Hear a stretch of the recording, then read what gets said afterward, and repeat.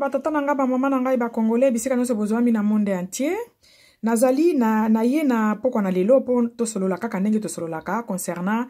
ba élection outi osalema na mboka na biso. Bandeko nanga na uti kotala video moko lelo na tongo video moko ya nini na biso journaliste na biso Eliezer o batonyo so bayebi azala présenter les sous-souté o asala ka ba émission est très bien ezala penza na ba base na katité apesa ka information est très bien ndeko Eliezer. C'est qu'on a landé vidéo na yatali récemment, je crois c'était hier. Na landé yango lelo na tongo, mais siko na zana biloko moko na lingena yako expliquer yoka na kati ya video na ye wana. Po selonga na moni on dirait asala ki yango na kati ya ba émotion.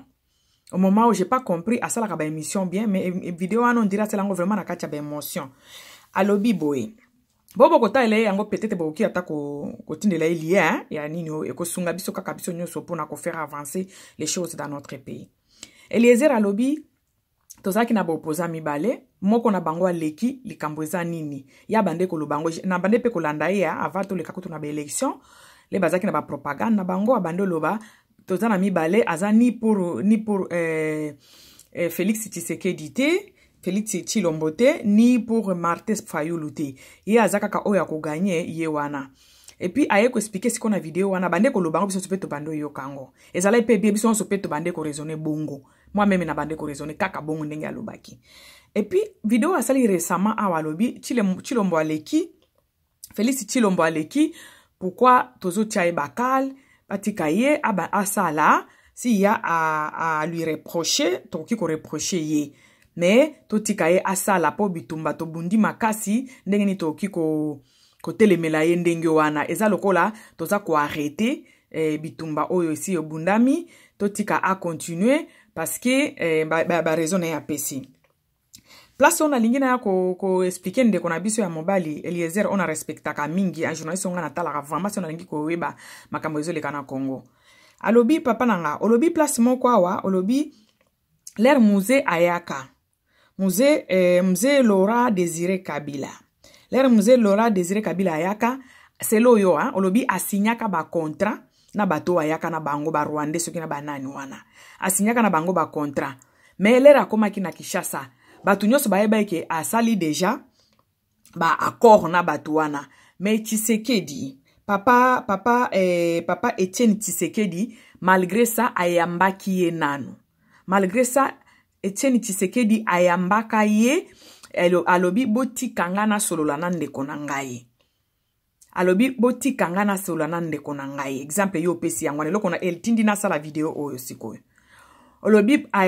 l'air musée Laura Désiré Kabila ayaki na ba allié na ye ba Rwanda na ba onyoso toyebi bayaka na ye asinyaka na bango ba contrat moko boye basinyaka ba accord toyebaki yango mais l'air akoma ye na Kinshasa papa na biso Etienne Tshisekedi ayebaki ke mutu wana asigné ba contrat mais andimaki ba solola alobi botika ngana solola na ndeko na ngai pourquoi tozo pesa Félix Tshilombo chance wana te eloko etini na sala video siko yango pourquoi to pesi Félix Tshilombo occasion wana te asala ngo na Joseph Kabila olobi ba négociaka kaka olobi na ba vote ba négociaka kaka na ngene expliquer osiko eloko moko ndeko nanga place wana penza o dérouter makasi na linga be mission na yo omonika ya musée Laura Désiré Kabila musée Laura Désiré Kabila biso so toyebi ke ya bandaki bitumba wana te toyebi yango ba yele ba moni basi ba koti na Congo moye basala ezala bazala condamné na monde te yango ba lukaki ye yesi ko manque ya discernement naka kandenge congolais azalaka assoiffé ya pouvoir sans ko réfléchir andimaki yango andimaki azala chef ya bitumbo ayebi kutute loko bazo bundela ayebi kutute pona nini me andimaka po ke assoiffé ya pouvoir biso ba congolais tozaka nango aya na bango bakoma na kin ndenge lobi papa Tshisekedi ayambaki alobi botika na solana ndeko na ngai papa eloko wana asalaki ba accord na bato baza na pouvoir te asalaki ba accord na ba rebelle eloko no lingana expliquer oka yango wana po place wana penza na moni o taper vraiment à côté ndeko na ngai musée Laura Désiré Kabila asalaki ba accord na ba rebelle basinya kutu ba contrat ngo yemo kutu asituka ka bando ndimate ba ko signise ba contrat na Kisangani yango to moni to yebi ke ba umelaka na Kisangani ba bando ya chaque ville ba komena Kisangani ba kanga misoki 3 mois ezaki siko ba komi ko signise ba contrat ba yokisie solo ya pouvoir donc se ba kangi ville ba bengiye hélicoptère ya Rwanda ke zuye e memie wana sali meeting na ye kaka po ba international ba mona ke ye mtu azawana après au mona bazongisi ye soki na Tanzanie na ye place azala ikuna ba mekisa ki ba yokisa ki solo ya pouvoir nano bazui bamboka babunia ba iziro ba Goma bazo benga kaya azo sala meeting bazongisi ye azo bazo biloko baninga bazo kendelete kaka ndenge biso tozaka ba soifé de pouvoir tolinga koyeba totalaka ba nini ba avantage la ba désavantage et l'autre côté tolinga ka pouvoir ayaka bongo neka biso ba congolais tolinga pouvoir ba koma isi kona Kisangani ba bloquer ba lobi signé biso awa boye ba accord oyo lobaki ba accord wana ba signisha ba accord mbala moko muze a changeaka elobeli akomika ata bazwi mboka ava banda meeting ya bande koloba prenez-vous à charge parce que a comprenez déjà lo kwasi asignaki papa Eliezer muze ayaki asignaki ba accord na ba rebelle muze asignaki ba accord na bato bazana pouvoir était pendant 18 ans asignaki na ba rebelle ba yebi Congo pété yango monaki pe papa Etienne Tshisekedi alobaki botika na solana ndeko na ngai bande ko yebisa ye makambo ifo basala makambo ifo asala po bakabana bato wana et puis effectivement toye komona lera komi azui pouvoir po bato na bazaki na gouvernement te ayaki na bango baza ba rebelle wala eza accord wa okiko mekisango na oyo Félix Tshisekedi Félix Tshilombo alingi asigné te asigné ba accord ya salite papa toyeba ko séparer biloko lobaka ma biloko ko lobaka pona émotion te pona ba sentiment te to lobaka to réfléchira ka toza mikolo asignaka ba accord na ba rebelle soit disant ndenge to bando benga bango ba libérateur asignaka na bango ba accord ba yebi Congo te yazaki na pouvoir moko ye moko nde azalaki congolais il fallait ba l'accès bongo na miso ya bato ba signa ba accord wana salemi biso soto yebi yango elekaki 2 ans 3 ans na pouvoir neto bio elekaki lera balukele bango ba salaki enini ba bomiye na kati ya bureau malgré que ya bengana ki bato ba congolais ba conseiller ki ya bengani bango mais ba o batikala ki wana bazalaki influencer na bo bakendeki ba bomaki eka na bureau eloko wana papa na ngena yebiso différence bato wana bazalaki na pouvoir te oyo sikoyo ya Félix Tshilombo eza bato basi basali plus de 17 ans na pouvoir basali plus de 17 ans na pouvoir bayebi Congo du nord au sud est ouest bayebi ndenge Congo etambulaka bayebi mutu nyonso bango sikoyo batikali na babiloko nyonso stratégique ya pays basignifié accord o musée asignaki na bato wana te basignifié accord ya ba place nyonso eza stratégique bango batikali nango donc entre bango na entre bato ya gouvernement na Félix Tshilombo bato ya gouvernement bazana expérience po basali déjà presque 18 ans na pouvoir 17 ans na pouvoir Tshilombo na yo wana Etienne azana expérience te ayebi ata eloko moko ya Congo te il paraît qu'il atanga na poto ayebi ata eloko moko ya Congo te siko bazo faire se signer ye contrat par rapport à quoi o wana kuto zalaki bango nyonso bato angwa mibale ba allié yango mibale ba ye ko ya musée ayaki na ba allié na ye ba yaki nzela moko ba yebi Congo te ye siko omoni place danger zali mutu moko ayini Tshisekedi nani Félix Tshilombo te mutu moko te susi na biso nyonso ezali Congo mobulo oyo esila makila etika kotanga to vanda na kimia susi ya mutu nyonso ezaka kayo mutoza na susi wana te toza nango biso nyonso mais sikoyo okoki ko sacrifier tokoki ko sacrifier misanzo to sito sali poka to luka pe oyo tozomona ke pe wana pe eza place yango te to yako bandela musala en zéro ye sikoyo eza contraire bato wana bayaki bango nyonso mibale ba allié na Laurent Désiré Kabila bayaka nzela moko bango tu bayebi kine te bango bayengo bayebi ndenge Congo etsambolaka te ba signa ba contrat to monaki résultat nango ezalaki après inani abandi ko bengana bango aaki pe kotikala ye moko oyo yaki kokoma baye ko boma ye na bureau eye kokoma eloko mususu mais ava akimisa akabana kina bango mais siko omoni oyo ya Tshilombo eza ya pas match ko mekisango na wana te wana penza obeti faux parce que Tshilombo azo signé ba accord na bato basi ba fan déjà 17 ans na pouvoir de bayebi place ni ba okiko kangaye bayebi place ni eza stratégique na kati ya Congo pona ko diriger Congo bayebi ba place za stratégique yango moni ba botoli armée babotoli armée babotoli finance babotoli soki babiloko nini wana nyoso babotoli wana mindele kutu bazolo belango pona nini parce que andimi yango po ayebi ndenge fonctionner kate le bano sape ba propagande alobaki yango alobi kutu moyen apesa biso ba projet na ye ezate parce que ye atika ko gérer te atika ko za la présidente muto ko za kan expérience o ko pesa makamba ko sala ezaka kabila lobango na ba propagande ne donc azakutu ayebi kutu eloko azokendo sala place wana te lere ka reponda ka bongo ke iya ko kiko pesa biso ba projet na ye ezani na koyeba ngo te lera okoma wana nde akoyeba eloko akosala mais moi apesa biso ba projet biloko ya ko kiko sala ba argument oyo ya ko kiko pousser pour que biso to voter azalaki na ngo te alobaki yango ye moko alobi muto azana experience na ezaka kabila po ye kabila si avane na place wana aloba ngo ye moko iye kaka moko ka ya alobaki ezali ko fungula ba prison so ko fungula bato na prison donc azana experience te ayebi ndenge etambola kate siko oke ko signer na bato basi basali 17 ans na pouvoir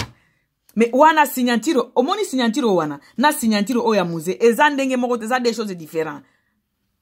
donc oya yesiko ezali ozo sala na bato balekio na mayele eza lokolo ozo signer na bato yo balekio na mayele bayebi déjà place nini yango eza stratégique na Congo eloko ni boki ko zwa pona ko bloquer yo eloko ni boki ko zwa pona ko bloquer ba Congo eloko ni boki ko sala po Congo etambola te eloko ezo bangisa biso yango wana po alobango na ba propagande na lobi ya za na expérience ya ki président te tozela akota wana nde akosala ngo siko avant akota wana abanda kosala ngo babengisi déjà ko signer babiloko omoni pese ko banga na biso ezali papa Lézer ko banga ya bato ebele ezaka kawana muto aini Tshisekedi vazi Tshilombo azate azato ebi biso so aza Congolais aza mwana ya nini ya politicien munene ya mboka na biso opposa munene mais siko biloko ya keko signer kuna nde biso to yebite yango eloko tozo banga ko répondaka na ba sentiment te so bato ba poser loko bato bazolo ba omoni yo moko lobaki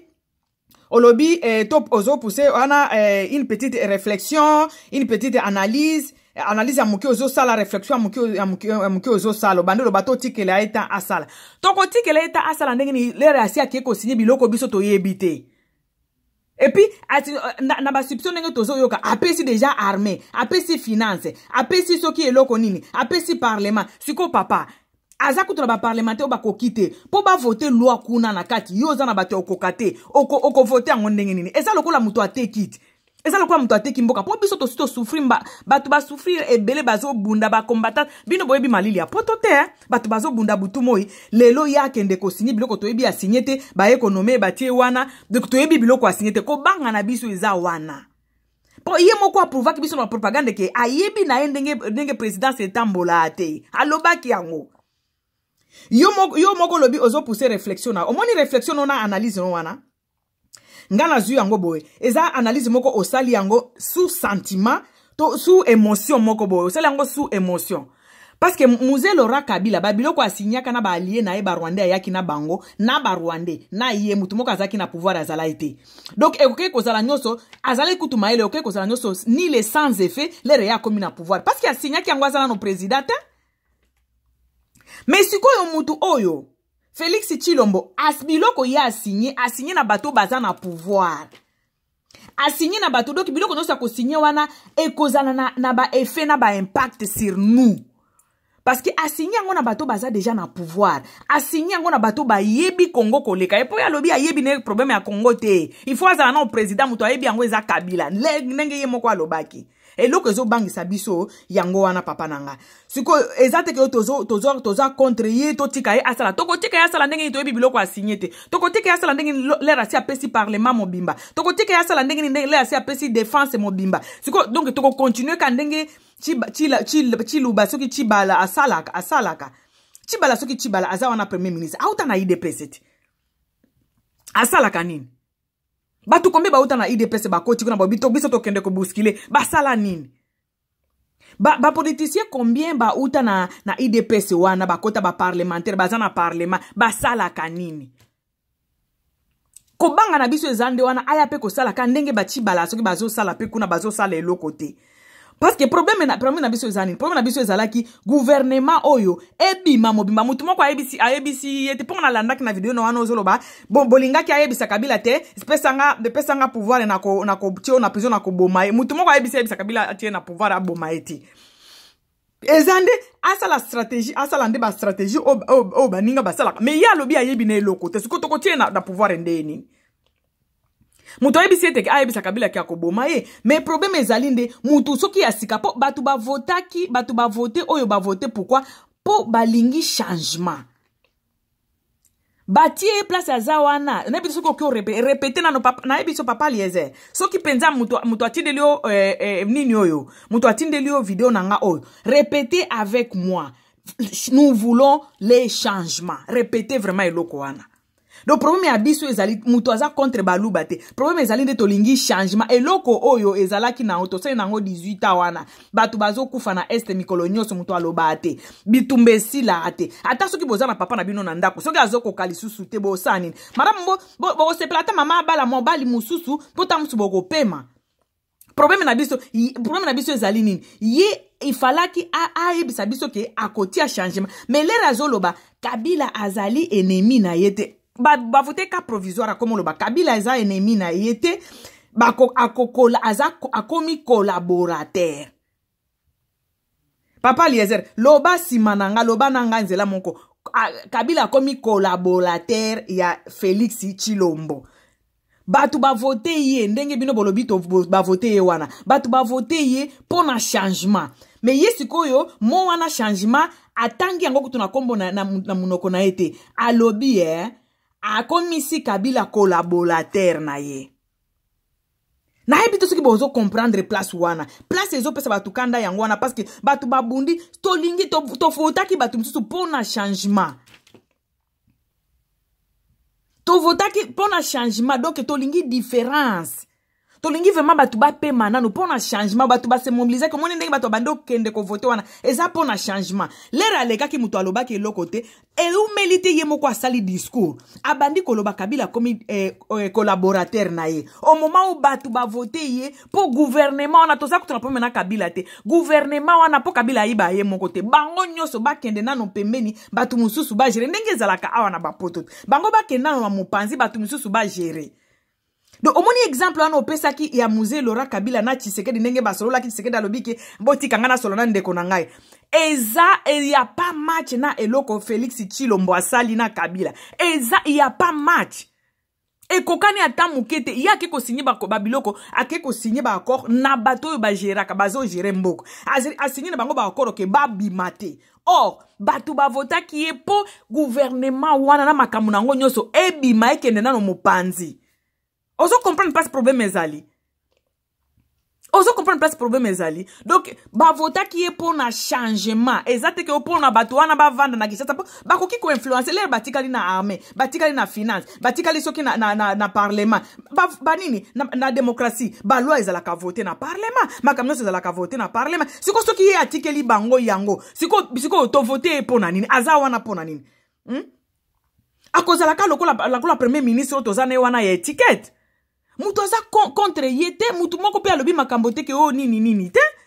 Mutu aza contre ye ezate maloba, omoni maloba o ebimaka na munoko. Biloko to bimisa na munoko nde boma biso o ekota ke boma te. Malobo ye moko abimisa na munoko na ye nde tindi batu bazoloba bazobanga.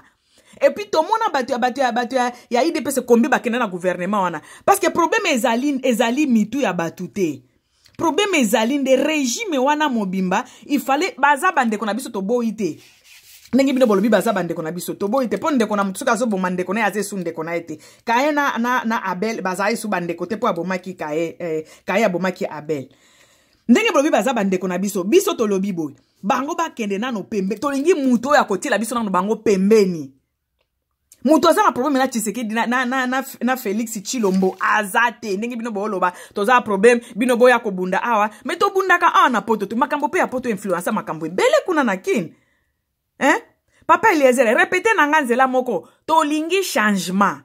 c'est-à-dire régime oyo eza wana elongwa batu mususu bakota Yo za ko faire signaler ko signise mutu ko sala ba accord na mutu oyo ye moko alobaki na ba propagande ke ya yebi ndenge ba géraka mboka te ako apprendre ngola okoma wana soki tolingi ko yeba mutu azana experience to tu na Kabila ye moko alobaka ngo tala ba video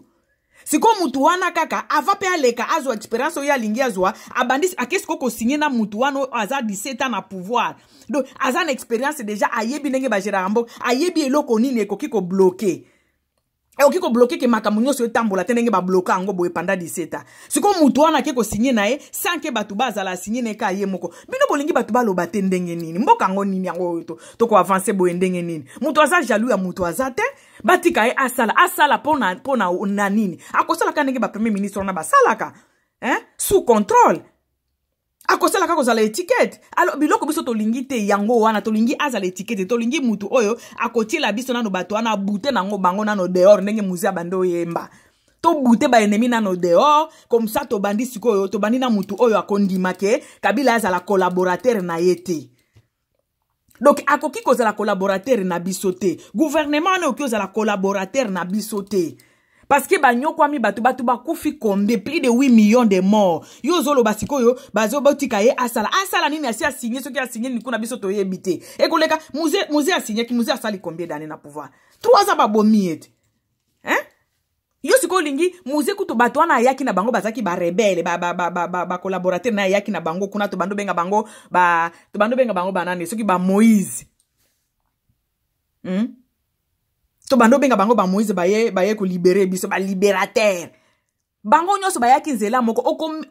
kokisango na oyo ya mutu azo signer na mutu asi asali 17 ans na pouvoir do mutu ana ayebi pouvoir ya ayebi ne lokote alobaki yango ye moko ki ayebi lokote mais yake asigner ye batie wana siko yo lingi biso to lobate atambi ndenge tozala ka bazo bango omoni réflexion wana yo benga ki réflexion lobi to réfléchir ensemble omoni réflexion na yo wana analyse no wana et pa nanga ezalaki analyse moko émotionné osala ngona ba émotion na omoni to bak to sangisaka ba raisonnement ba analyse to sangisaka ngona ba émotion biso ba congolais bo émotion eleka ke pa na biso ba sentiment oyo zo linga ezala eleki déjà na kati ebele siko moi o expliquer ba to eloko bien ezate j'étais vraiment déçu na analyse na wana nazaki vraiment déçu na réflexion na yo wana ozo mekisa makambo ya Kabila le père muto yaki na ba Rwandais ozo mekisa ngona muto oyo azo signer ba accord na muto asali déjà 19 à 17 ans na pouvoir eza ndenge morote parce que muze ba yaki nzela moko lera komaki na pouvoir et puis eloko bande ko bisa bango yango wana lera komaki na pouvoir automatiquement biloko wana nyoso ekwei parce que ba signer kango aza président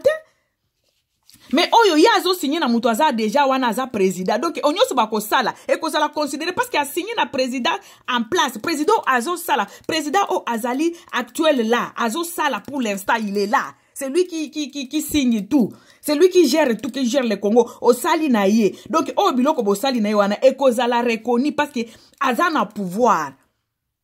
siko yo bino bolingaka batu baloba te ototika nanu bongo soki bino bolembi komba botika batu misusu basala ngo mais ko ya ko défendre po moni maloba no e ko influencer batu ebele ndeko nanga mobile tiko loba biloko wana yo olobaki adage moko lobi na kaka na émission na yo wana celui qui ne connaît pas s'il dit je ne connais pas il n'a pas tort. Celui qui connaît, s'il dit je connais, il n'a pas tort. Mais celui qui dit je connais et qui ne connaît pas, il a tort. Donc, yo pe si qu'on a baqué sur le 4e message, celui qui connaît et qui dit ne connaît pas, il a tort. Donc, la vidéo na o tala ki dernièrement o ezaki na ba émotion na katuana. En tout cas, oza na tort parce que yebi vérité. Pona nini? Omoni soki olingi ko insulter batu na ba nini te? Na ba révolte pour rien te mutu moko aza contre ni baluba te ni okomo ba baluba na ba Congo mutu aza contre baluba na ba Congo te bo comprendre bo ibo yo kaka ba makambo batu bazoloba batu bazo revendiquer a signé nini na mutu oyo biso tolingi azala lisusu wana te ya signé na ye nini soki batu bakendaki massivement ko voter pourquoi parce que balingi régime wana elongwa yesu ko ele ba utika ko nommé provisoirement mutu aliboso ya rendre hommage eza kaka mutu oyo eza ko provoquer batut kaka meme mutu wana donc eza biloko bakomela ke bobi asala ngo bongo mutu ya zo rendre hommage mutu aliboso kaka régime wana kaka Kabila wana Deuxième fois, alobi, aza isusu ennemi na bisote, depuis qu'anomi a commis collaborateur na ye. Papa répété na simananga, collaborateur. Oyebi collaborateur ezanan. Muto bozo sala na ye. Eza lokola muto akoti na ndako na yo, abomi mwasi na yo, abomi bana na yo, et puis alobi yaka to tonga zik atumbi ndako na yo, et puis biso yaka to tonga ndako na yo. Yo siko yebisi ba voisin bandeko, oya komi collaborateur nanga tozo tonga ndako yo ensemble. Abomi déjà mwasi na yo. Po otonga ndako wana basala kanini. Obengani nano yeti, obengani yende siko bandiko tonga ndako na yo. Siko ya alobi aza collaborateur. E biloko ekamwisi biso na poto yango wana. Biloko etini tozolo ba yete, il faut za ba nommer parce que il faut za ba komela ki e biloko wana. Parce que ya papa na abando benga président wana nani. Si relema azolo anda likolo ya papa na ye. Donc ya koki ko sala biso bongo te, bolingi bola laisser sou biso ba pongi ba bébé c'est quoi ça? En tout cas, mon frère, na linga kaba émission na on a landa kango po moi vérité za nakati me yambala openza obeti fo moko makasi. Ko sala kaba émission na se ba émotion te. Ko sala kaba émission na se ba sentiment te. Parce que na ebi batu ebele batala kayo, j'étais obligé na corriger le kwana. Batu ebele batala kayo Eliezer. Batu ebele batala kayo. Ko kote sa te soki yo za mutu a IDP so bandi ko lo bani n'importe quoi. Mutu a ini IDP se azate. Mutu a ini Félix Tshilombo azate. To linginde badir na ye wana tende bangi sibiso parce que to bundi trop batu babunda ki trop bazo linga changement mutu pe aza contre batu nyoso baza kuna na kini azate to lingi kaka ezala ka bongote pourquoi ba pesa mutu pension sali no après 65 ba bendi na pension oko fana na pension ezala kwa to ebisi bango ba fana na pension bango ba bimanano yo siko zolo baba collaborer ya lobi ba collaborer mais yo pesa na mayelo na yebela kayo na yebela kayo na kama na comprendre pas no comprendre place wana te oki ko za collaborateur na yete. Et loko ebangisi batu o bavota ki yango wana. Mutu aza contre ye azate. Et puis Martin Fayulu aza na bezo kendo ko yamba mutu abongo ayamba ebo asola na ndeko na ngandenge Tshisekedi asala ki Etienne Tshisekedi asala ki toni nango yozo mona siko. C'est comme si na badir na yozo la kisa c'est comme si Martin Fayulu aza contre ye ou bien aza jaloux na. Mutu aza jaloux na ye azate. Mutu aza jaloux le poto ebaki ndenge bosibo tia ki chef ya parti politique na bino wana to ebaki ke un jour akobimaka président mais maloba na yende maloba nende zo bangisa biso omoni maloba ya mutu nde elakisaka mutu ke mutu oyo aza vrai ou bien aza faux batu musu bazalaka so ngana za so na termine na fin na mutu to so lika ata pendant 30 minutes no kiko détailler yo mutu wana maloba ya mutu nde bo moto ya mutu et bande écoute na signature na Suisse a signé a remercier pe moninga ne Martin Fayulu après comme sous base lobby siko après akikuna na c'est comme sous Kabila comme collaborateur ne banda tout ce temps là batu bazo bunda papa ne écoute bakunda ye nanote nyoso wana ko wole la pouvoir biso tozo boyande eloko ekomela ki Mzee Laurent Désiré Kabila teke bato a signé na bango ba akoro ba yeko bomaye to lingi ekomela yete parce que to lingi siko to avancer Congo il faut y avancer comme mon frère Congo il faut ekende libo so tozo avancer te tozo avancer te to rekila kaka oya kufi to rekile ora yo se mona nani pays mobimba ezala kananse président te oya kufi to avancer to rekile to bande lisusu a zéro muto aza contre soki Tshilombo azate ba dire na yende condamné ye ba dire na ye badir nende zo condamné ye parce que moni biloko muto abimisa na munoko elakisaka bagage na ye bagage intellectuel bagage na omoni so na muto ko comprendre que muto azana bagage muto azana ngote biloko alobaka akoki koloba azo remercier Kamere azo remercier moi sia Kamere azo remercier batu bakufa tanga takumba papa na ete azo remercier azo honorer Kabila bande ko batu boti ko voter wana za ko saboter tout un peuple et loko esiliksi batu apoto yango wana apoto te batu nyoso ba votaki yango wana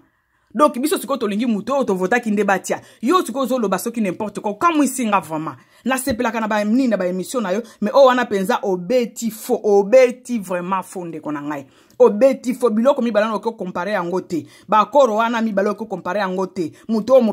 mususu Kabila si asali 17 a plus de 17 ans na pouvoir azan expérience ayebi place ko bloquer muto bongo ba signaka na yete mandat ne esili aussi lobi penza bio lobi ba négocier kanini mandat muto esili abimi ba ko négocier na nini c'est que bolingi changement te boko négocier na nini mandat na esili abimi atikeli muto mosusu asali ezala bongo après 5 ans abimi mosusu akoti azo négocier na nini parce que na négociation muto azana na pouvoir était azala ka faible ba faire ça ka signer n'importe quoi. En tout cas, na regretta ki makasi, il fallait na sala moi vidéo mke pona vidéo na yo wana. eza ndenge moko te et puis ba biso biloko to boyela ye yango akabi ba biloko nyonso ezalaka moteur ya mboka akabi yango na batu wana obasi oyo bazalaki na pouvoir soki oza na armée te suko ozo sala musala nini bachila balo soki bachi bala na bino wana bazalaki kuna te basala nini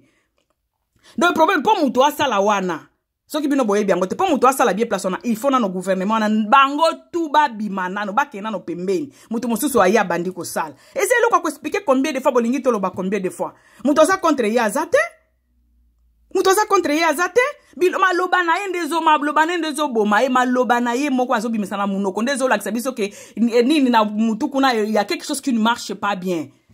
hein azo honorer mutu abatu bakufi plus de 10 millions de morts yazo kende ko honorer ye et puis ozo loba pe obotika ye as travailler na no bokotala sima bako yako boma ye soki asali le bango baloba kiti biso tolingi mutu oyo akotia bango akobute bango de orning muza bande ko loba et puis mutu wana bandi ko sala mutu aza contre bango azate mutu aza contre baluba soki babiloko nino yo moko zo excité batu ko baluba na ba Congo bazo yokana te pona Martin Fayulu na Félix Tshisekedi non batu bazo bino boyo kakana avant bosala ba émission boyoki nano batu en tout cas na yebeli na ndenge ya maile en tout cas émission osali oyo bande ko lobela Félix Tshilombo na yo wana osali yango penza avec beaucoup d'émotion ba émotion eleka ki ba analyse na yo na makazi de ba analyse yango ezalaki très émotionné eza malamu te biso to la ka mboka tozo linga mboka wana ebonga biso nyonso parce que eza mboka wana terre ya mutu eza nyonso pona mutu nzamba lobi mutu aza na terre te azala maudit hein akoki continuer ko travailler na bango te to yebi ndenge tozo occuper siko mutu na occuper yo oké su ko négocier na ye et puis ozolo bato théâtre ako travailler nini ba premier ministre combien ba uti na IDPS na bino wana basala nini parce que ozo travailler na mutu a bloquer bino okozala ka bloquer tu peux pas avancer akoki ko avancer to ko sala loko moko te akozala ka sala boye signer boye so bangi ko sambise ba ministre so ba uta kuna ba parlementaire combien ba uta na IDPS basa kuna basala nini. Pourquoi? Parce que baza coincé. Il faut muto a coincé ka akena no dehors. Si il faut que dani bitumbango et salata 100 et salata 50 et salata 50 méthodes à la libérer une fois, une seule fois pour toutes. C'est ça notre problème mon frère.